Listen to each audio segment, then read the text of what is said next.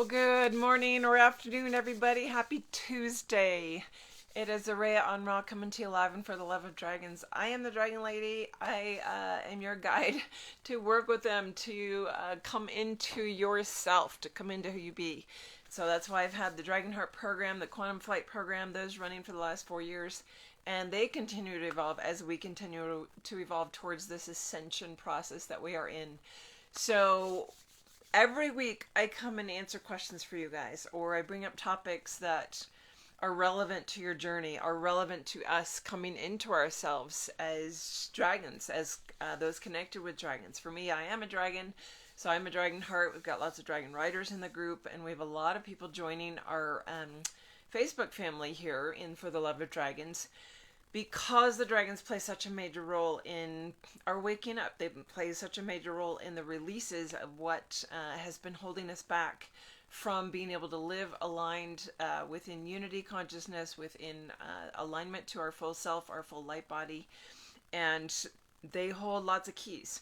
So it's very interesting for me to watch how mainstream they're becoming, because even though people might not be on a spiritual journey or super aware of things beyond the physical realm, they're feeling that push, they're feeling that pull magnetically towards the information they need to actually come into the awakening process. And the dragons are core to it. They're a part of it for everyone, whether they're aware of it or not. And so here they come into mainstream movies and sushi and coffee drinks, and there are dragons seemingly everywhere these days, and I love that. So what's interesting is I have had recently, and what I'm talking about today is how on earth are bees connected to DragonHearts? Like, what? You're talking about bees now? That's not connected to dragons. Well, actually it is, and I want to share this because I read it this morning and it just hit home, and I thought, that's exactly the message that needs to be shared today. That's exactly where we're going, and this is why it's very interesting that I've wanted to get involved with bees for some time now. And I just started my hive. I put it in on Sunday night, got a nucleus from another beekeeper about 2 hours away here in Nevada. And so I'm new to it. I'm a new beekeeper. I'm excited. And I go out and I watch them, and just, it's enthralling. And I can feel my goal with all of my animals, with my garden, with my fruit trees. I put crystals around all of them. They all are prolific. I open my heart and I communicate with them because they are nature spirits. They each have consciousness, and you can communicate and open to that. So what's beautiful about it is in this process, all of a sudden I'm recognizing and coming across, and this is how the universe works, magnetism, right? All these other people that are either involved in beekeeping or are thinking about starting, I've been researching it.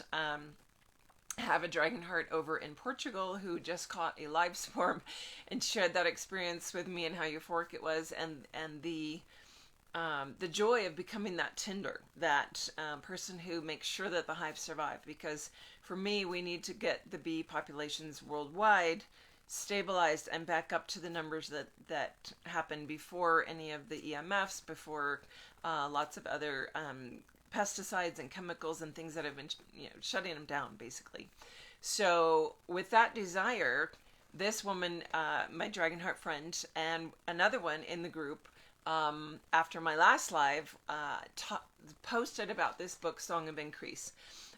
So for beekeepers or those interested in it, I'm just 10 pages into it, 15 pages into it, and already I can feel the alignment energetically to the information and how I like to live and how I've been moving towards living in alignment and harmony.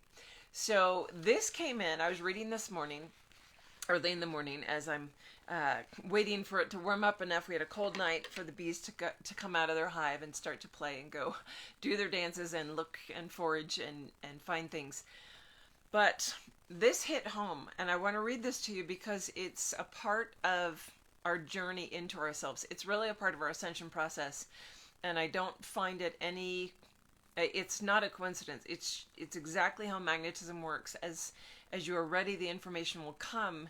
And what I've been experiencing in the last several weeks, and what I shared, I just sent a newsletter out this morning about the Gathering of Magic Makers coming up, and my experiences in the last couple of weeks of bilocational timeline actually sitting within bilocational experience where I'm in the present moment, but I'm also in a future moment and feeling those timelines collapse and merge. And knowing that if you're not on my newsletter list, I don't send newsletters out often, but if you want to be getting any updates or things that I send out about that, like this gathering of magic makers, I do post into the group big events like that. But if you go to dragonwithin.com on the homepage and scroll down to the bottom, you actually have to opt in, which is globally the legal way to actually build a mailing list or get people who really want to be aware of your news to join in. So I will never add someone who doesn't ask to be. You can purchase something from the lair and you won't necessarily automatically be on a mailing list because technically, globally, that's illegal. And I don't know how all those in the United States whose mailing lists I'm on all over the place get away with it. But if you want to get that kind of stuff, just opt in down at the bottom of the page. You just add your email. You can put whatever name you want. It doesn't matter as long as it gets your inbox. But that gathering of magic makers is where I talked about this. And what I've started noticing is this bilocational ability opening up where the timelines are collapsing. We're making another leap forward in our ascension process. And so this is where it hit home with that starting to happen because we're starting to be pulled out of the timelines, which is why it's harder to stay on track with time commitments, being locked into it, a desire or a frustration with being stuck in time constraints, responsibility constraints. That's all a part of our journey forward into living in the heart alignment. And why I want to bring the bees into this is because when I do a DragonHeart program, when I do the Quantum Flight program, the whole goal and why I do these videos every week is to get you guys to move forward with me on this journey into full connection with who I be. And here goes, full body tingles. Living as your DragonHeart self, living as your Dragon Rider self, living as who you be. Maybe you're a starseed, but you have a deep connection with the dragons. And that's why you're here and you feel that love for them and that affinity and why they're working with you. Whatever your journey, it's a journey back to self. And in bringing that light body in the ascension process, as we move into our crystalline form, we are starting to vibrate at a resonance that matches that unity consciousness. And that unity consciousness is what is part of the 5D quantum field.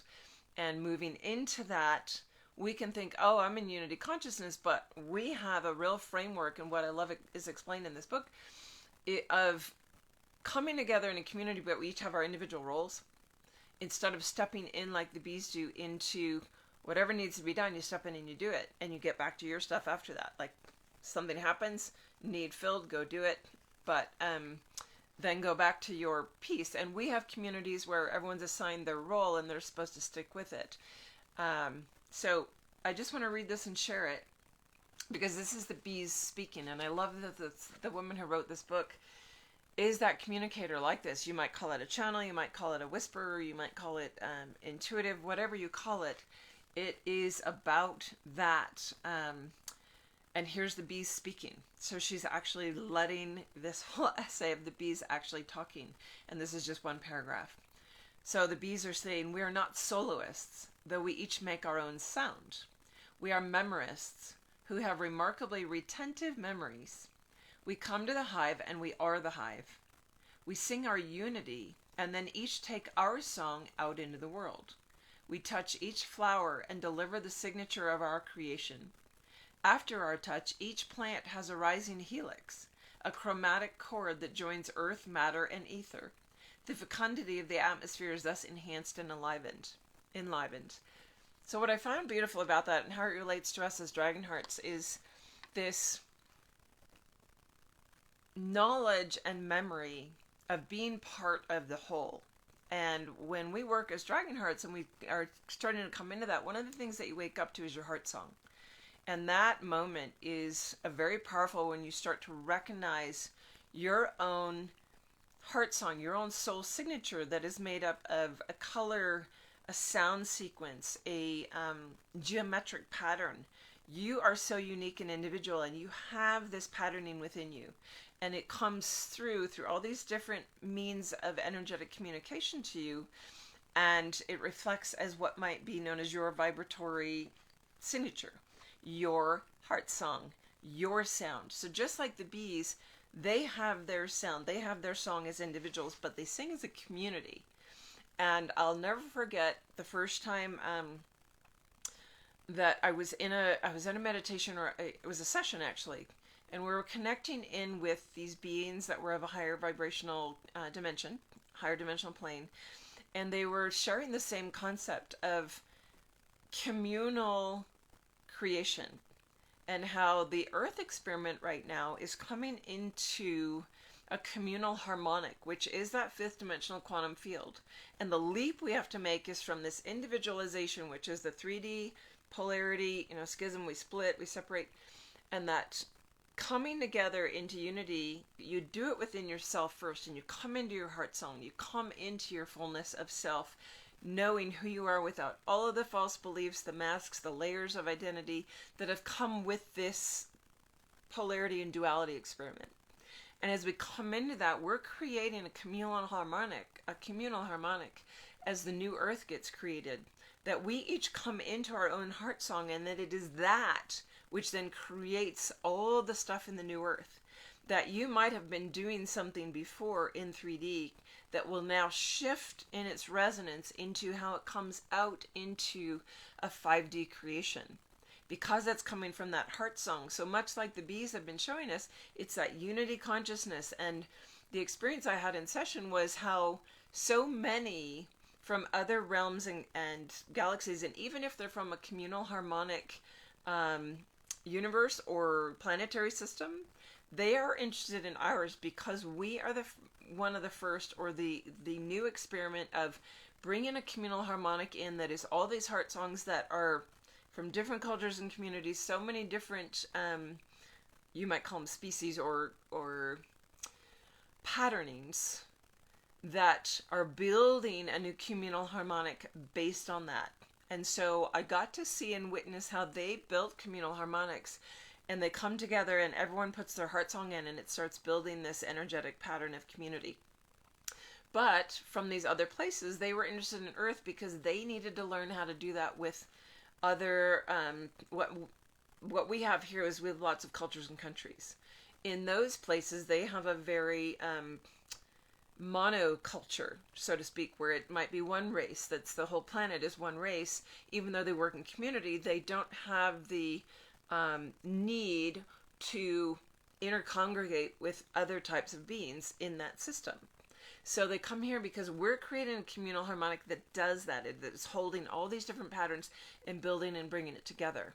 So having had that experience, and then now being pulled towards the magnetic energy of bees and beekeeping, and coming into myself as Dragonheart and seeing this patterning, I wanted to share it with you because this is what we're in the process of. And if we can learn from the bees, you don't have to become a beekeeper to learn from it, but to recognize what that heart song is and how they individually know they are part of a bigger piece. They are part of something bigger, and they don't identify with the self. They let themselves be the hive. They are the hive. And whatever job needs to be done in the hive, they go and they do that. And as we come into that, as you come into yourself, it's that same piece. We're moving from individual identity into unified unity, communal consciousness. And how do you allow yourself to do that? What do? They buzz their own individual song. They get that heart song from the community. They go out and leave the hive and go foraging and touch each flower, and that brings that vibration to that flower, and then that flower gets to go into its own spiral helix of evolution, where it now lifts up and then creates fruit or whatever its next piece is. And as we do that, as we come into our heart song, and this is the real importance of it, as we come into our own heart song, our own light body, our own merge with self, our Dragonheart, that is where we are coming into the knowledge, the remembering of who I be. And I love that saying because here I am, who I be, B-E or B-E-E, who I be in my individual heart song that is part of that resonant community that builds the unity consciousness. Because as I let myself vibrate that, what I then have as a heart desire, heart projection or creation, then becomes anchored in that communal heart song field of divinity, of unity, and all the creations come from that. And so I'm starting to get tidbits. I'm at the very beginning of this awareness and this journey because I've had a list of things that I want to create in the world moving forward that are for betterment of the whole planet, and starting to see the relevance and why the timeline, it can't unfold until we are actually in our own signature. We are actually not in anything that's clamped down or covered over or costumed or masked or layered over with all the false stuff from 3D that you thought you were. And when you come into the trueness of self, everything that comes out of your heart then is aligned to that vibration of the universe, where your heart song is actually part of that universal harmonic.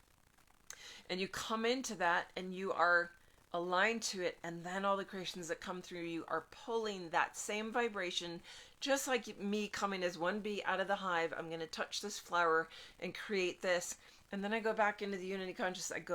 I align back into the hive for my rejuvenation, for my rest, for my fulfillment, to come back in and have more ideas come and more energy flow to go out and keep doing it.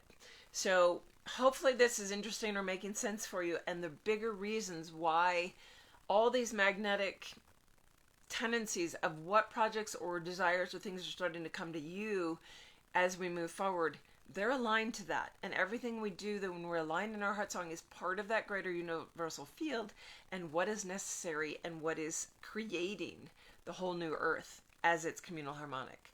So the dragons are a big piece of that.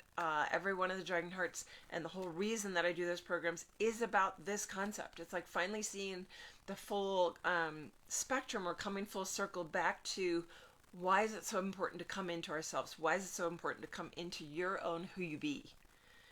Literally as the extension of your full heart song, your full light body coming out. And for those of you that always are part of my team, my family, it's that dragon heart. It's that full knowing of your essence, your signature, your gifts, what you bring, what you align to, what your heart desire is.